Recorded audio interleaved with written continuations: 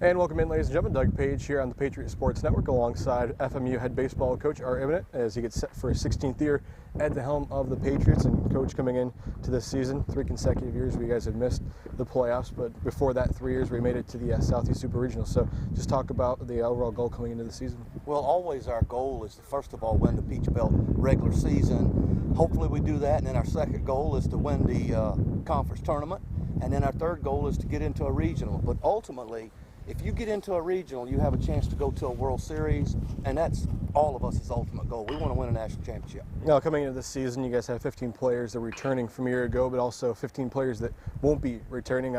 Talk about some of the Division I transfers that you guys have been able to bring in that hopefully will help out this roster. Brooks Kennedy has been a really good defensive player. I think he's going to fit into what we're trying to do here with speed and athleticism. Antonio Pino at second base has showed well so far. Really, all of our new infielders have played extremely well, and we got some arms that have got some power arms in the pin and on the starting part of the front end of the starters.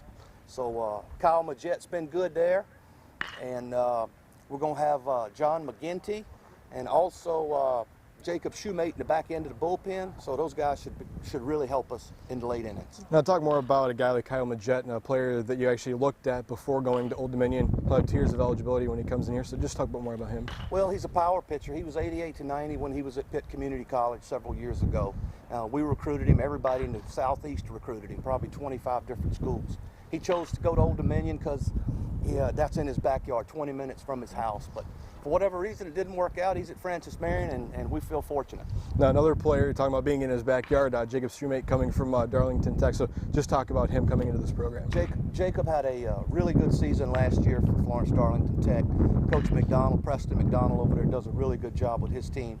And glad Jacob chose to come to Francis Marion. He's really going to be good for us. And talk about the battle between the shortstop and second base. Seems like you got a couple guys there really battling it out and trying to figure out who will get in that spot. Braden Cox and Brooks Kennedy are battling it out at shortstop. Probably whoever does not win that job will play third on opening day. And also we got 3 guys that are battling there at second base. Cole Morris, returner from last year, Antonio Pino, and Tad Martin. One of those 3 is going to win the job at second. And coming up, obviously, January 30th is the season opener, home opener here against Limestone. Just talk about opening up the season with a couple games here at home before going on the road. Well, it's always good to get started as quick as you can so you can evaluate your team.